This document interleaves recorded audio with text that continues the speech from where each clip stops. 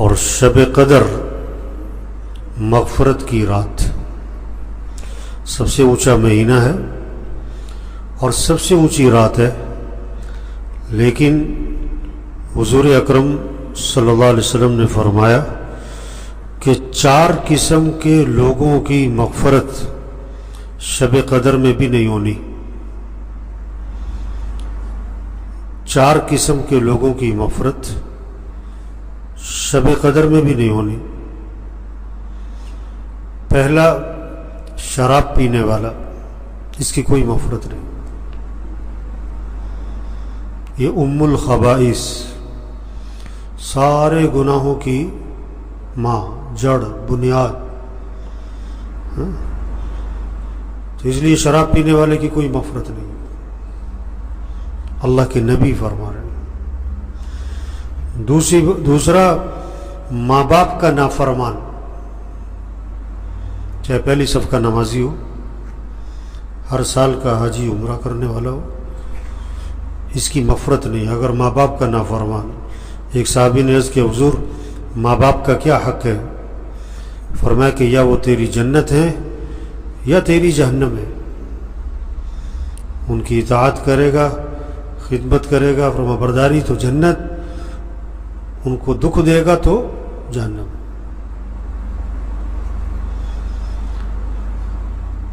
تیسرا، قطع رحمی کرنے والا، رشتے توڑے ہوئے، بھائی سے بول چال بند ہے، بہن سے، چچا سے، ماموں سے، خالہ سے، بہت ساروں کی تو کیا ہے، بیوی سے ہی لڑائی ہے، بیوی سے ہی بول چال بند ہے۔ یہ لڑائی تو جھگڑا تو کسی دشمن سے ہو، کیا بیوی سے لڑائی جھگڑے؟ آپ صلی اللہ علیہ وسلم نے فرمایا تم میں سے بہترین کون ہے؟ سب سے بہترین تم میں سے کون ہے؟ فرمایا جو اپنے گھر والوں کے ساتھ بہتر ہو۔ تم میں سے بہترین کون ہے؟ جو اپنے گھر والوں کے ساتھ بہتر ہو، باہر والوں کے ساتھ نہیں۔ بعض لوگ جو نا باہر بہت نرم ہے، گھر میں بہت گرم ہے، باہر بہت میٹھے ہیں، گھر میں بہت کڑوے ہیں، باہر بہت اچھے ہیں، گھر میں بہت برے ہیں، باہر بہت ہنس مکھ ہیں اور گھر میں بڑا منہ بنا رہتا ہے۔ حضرت عائشہ رضی اللہ عنہا فرماتی ہیں آپ صلی اللہ علیہ وسلم جب بھی گھر میں تشریف لاتے تھے تو آپ مسکراتے ہوئے آتے تھے، آپ گھر آتے تھے تو مسکراتے ہوئے آتے تھے۔ آپ نے فرمایا تم میں بہترین کون ہے؟ جو اپنے گھر والوں کے ساتھ بہتر ہو، اور آگے فرمایا کہ میں تم میں سب سے بہتر ہوں اپنے گھر والوں کے ساتھ۔ واہ واہ، کیسی بات ہے کہ میں تم میں سب سے بہتر ہوں اپنے گھر والوں کے ساتھ۔ جب بھی گھر جاتے ہنستے ہوئے، مسکراتے ہوئے۔ حضرت عائشہ رضی اللہ عنہا پیالے میں پانی پیتی تو جس جگہ حضرت عائشہ رضی اللہ عنہا نے منہ لگا کے پانی پیا، اللہ کے نبی وہیں سے منہ لگا کے پانی پیتے تھے۔ ہڈی اٹھاتی نا کھانا کھاتے ہوئے، ہڈی سے گوشت نوچتی حضرت عائشہ رضی اللہ عنہا، تو اللہ کے نبی اسی ہڈی کو اٹھاتے اور جس جگہ حضرت عائشہ رضی اللہ عنہا نے منہ لگایا اسی جگہ سے منہ لگا کے گوشت نوچتے تھے۔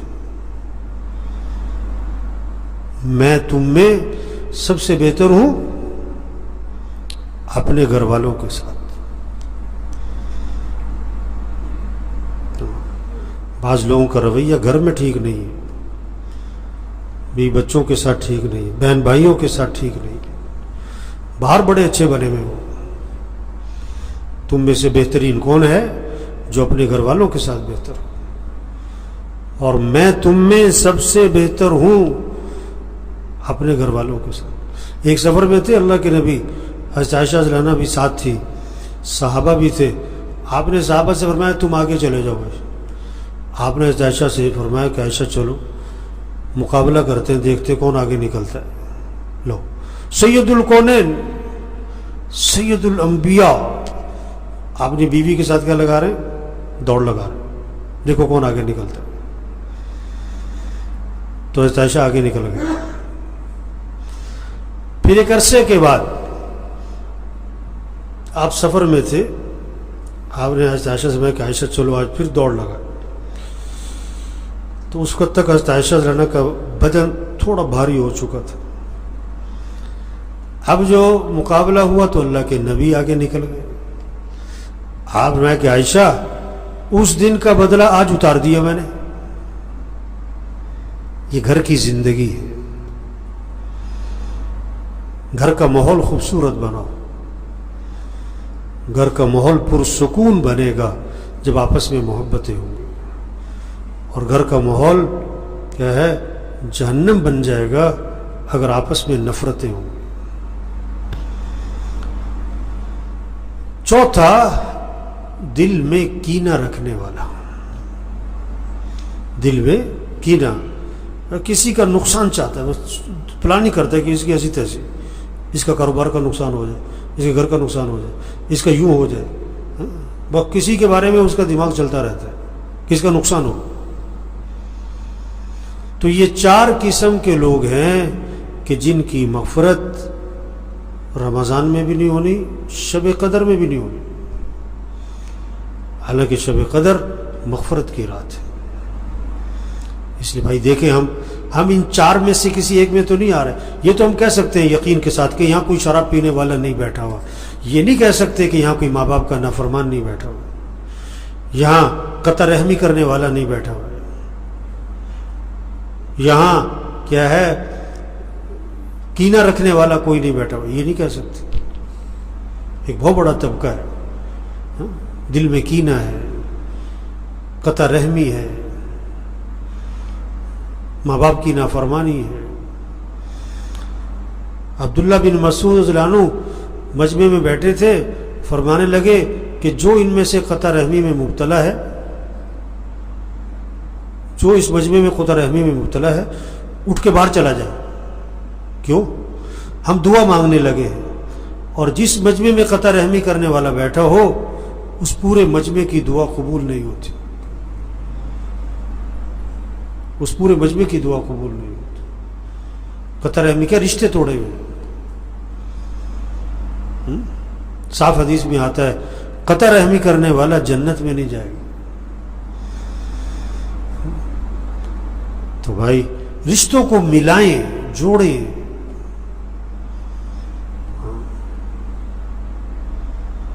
ایک حدیث میں آتا ہے اپنے نسب کا علم حاصل کرو. کیا؟ نسب کا علم. آپ کے دادا، پردادا، اوپر جاؤ لکڑ دادا، پھر ان کی اولاد کی اولاد کی اولاد کی اولاد، کہاں تک جا رہی ہے یہ شاخیں. یہ علم حاصل کرو. نانا پر نانا، اوپر جاؤ، پھر ان کی اولاد، پھر ان کی اولاد، پھر ان کی اولاد، یہ شاخیں کہاں تک جاتی ہیں. یہ والا علم حاصل کرو. کیوں؟ تاکہ تم صلہ رحمی کر سکو، تاکہ تم رشتوں کو ملاؤ، تاکہ ان پر خرچ کرو. ہاں، نسب کا علم حاصل کرو. اس لیے بھائیو، جو اس 4 میں سے اگر کسی ایک میں ہے تو توبہ کرے. بھائی ہماری جان پہچان تعلق والوں میں سے جس کے بارے ہمیں پتہ ہے کہ وہ ان 4 گناہوں میں سے کسی ایک گناہ میں مبتلا ہے، اس سے توبہ کروائیں، اس کو سمجھائیں پیار سے، محبت سے. اس کی کوشش کریں. جاتا رمضان ہے، پتہ نہیں اگلا رمضان ملنا ہے کہ نہیں ملنا ہے. پتہ نہیں کس کس کا یہ آخری رمضان ہے، کس کس کو یہ آخری تاکراتیں مل رہی ہیں، آخری شب قدر ہے. زندگی میں دوبارہ اسے شب قدر نہیں ملنی ہے. کتنے پچھلے رمضان میں تھے، اس رمضان میں نہیں ہیں، اور کتنے اس رمضان میں ہیں، اگلے رمضان میں نہیں ہوں گے. رمضان اگلے سال بھی آئے گا، شب قدر اگلے سال بھی آئے گی. ہم ہوں گے کہ نہیں یہ کوئی پتہ نہیں. اللہ کرے کہ یہ رمضان اور یہ تاک راتیں اور یہ شب قدر سب کی مغفرت کا ذریعہ بن جائے. اللہ عمل کی توفیق عطا فرمائے. الحمدللہ رب العالمین. السلام علیکم ورحمۃ اللہ وبرکاتہ. تمام تبلیغی بیانات کے لیے ہمارے یوٹیوب چینل کو اور فیس بک پیج کو لائک کریں. تبلیغی بیانات آفیشیل آن یوٹیوب فیس بک. جزاکم اللہ. لعلکم تتقون، تمہارے اندر تقوی ہے. روزہ اس لیے ہے رمضان کا مہینہ تقوی پیدا ہو. تقوی کیا کہ گناہوں کو چھوڑ دینا، گناہوں سے بچنا، اللہ کی نافرمانی سے بچنا. یہ رمضان ذریعہ بنے زندگی کے بدلنے کا. آدمی کی فطرت ہے اچھے سے اچھے کی تلاش.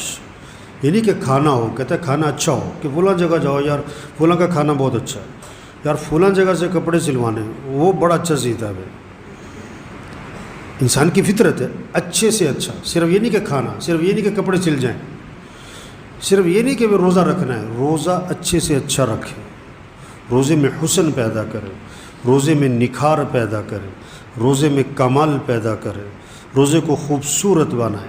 روزہ ہمارا شاندار ہو، روزہ ہمارا جاندار ہو.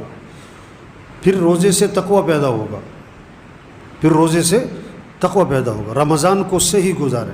صرف کھانے پینے کا روزہ نہیں ہے. آپ صلی اللہ علیہ وسلم نے فرمایا روزہ ڈھال ہے. روزہ ڈھال جہنم سے بچاؤ کا ذریعہ ہے. جب تک کہ اس کو پھاڑ نہ ڈالے. صحابہ نے عرض کیا حضور روزہ کس چیز سے پھٹ جاتا ہے؟ فرمایا جھوٹ بولنے سے پھٹ جاتا ہے، غیبت کرنے سے روزہ پھٹ جاتا ہے. اب کوئی روزہ رکھ کر پانی پی رہا ہو نا، سب کہ ارے تمہارا روزہ ہے کیا کر رہے بھائی. کوئی روزہ رکھ کر بسکٹ کھا رہا ہو وہ روزہ ہے بھائی. ایک آدمی روزہ رکھ کر جھوٹ بول رہا ہے، روزہ رکھ کر گالی دے رہا ہے، روزہ رکھ کر میوزک سن رہا ہے، روزہ رکھ کر غیبت کر رہا ہے. کھانا پینا تو حلال ہے، کھانا پینا تو یہ تو وقتی طور پر منع کیا ہے کہ روزہ نہیں کھانا. جھوٹ تو ہے ہی حرام، غیبت تو ہے ہی حرام، گالی دینا تو ہے ہی حرام، اور بہت سے کام حرام کے ہیں جو میں یہاں کہہ نہیں سکتا. استعداد نہیں ہے سننے کی،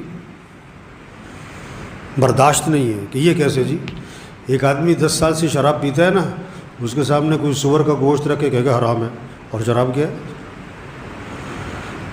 تو آدمی جس گناہ کو کرتا رہتا ہے اس کا احساس ہی ختم ہو جاتا ہے. بہت سے حرام کے درجے کی چیزیں ہیں جو کر رہے ہیں لوگ اور احساس ختم ہو گیا. تو اس روزے سے اپنے اندر تقوی پیدا کریں، روزے کو صحیح روزہ رکھیں. زبان کا بھی روزہ ہو، غلط نہیں بولنا. آنکھ کا روزہ ہو، غلط نہیں دیکھنا. کان کا روزہ ہو، غلط نہیں سننا. ہاتھ پاؤں کا روزہ ہو، یہ غلط استعمال نہ ہو. دل دماغ کا روزہ ہو، غلط سوچ نہ ہو، غلط جذبات نہ ہو، غلط شوق نہ ہو. پابندی لگائیں. پھر روزے کو اعمال کے ساتھ گزاریں. نمازوں کا اہتمام. بہت سے روزہ رکھتے نماز بھی نہیں پڑھتے، بہت سے نماز پڑھتے ہیں گھر میں پڑھ لیتے. نماز کا اہتمام مسجد میں 5 نمازیں. تراویح کا اہتمام. یہ بہت سے لوگ ہیں جن کا تراویح پڑھنے کی نیت ہی نہیں ہے. ایک ہے نا کہ جی آج ذرا کچھ مسئلہ ہو گیا تھا، طبیعت ٹھیک نہیں تھی یا کوئی نہیں، اس کی نیت ہی نہیں. ابھی 3-4 دن پہلے بھی میں آ رہا تھا، تراویح ہو رہی تھی مسجد میں، اور وہ جم میں نوجوان لگے ہوئے تھے. جم میں کیا کر رہے ہیں؟ اپنے آپ کو تھکا رہے، اور تراویح کو نہیں پڑھتے کہ تھک جاتے. ارے جاہلوں کے سینگ نہیں ہوتے. اگر جاہلوں کے سینگ ہوتے نا، پاگلوں کے احمقوں کے، تو تراویح کے وقت میں جتنے جم میں ہیں نا، ان کے سینگ سب سے بڑے ہوتے ہیں.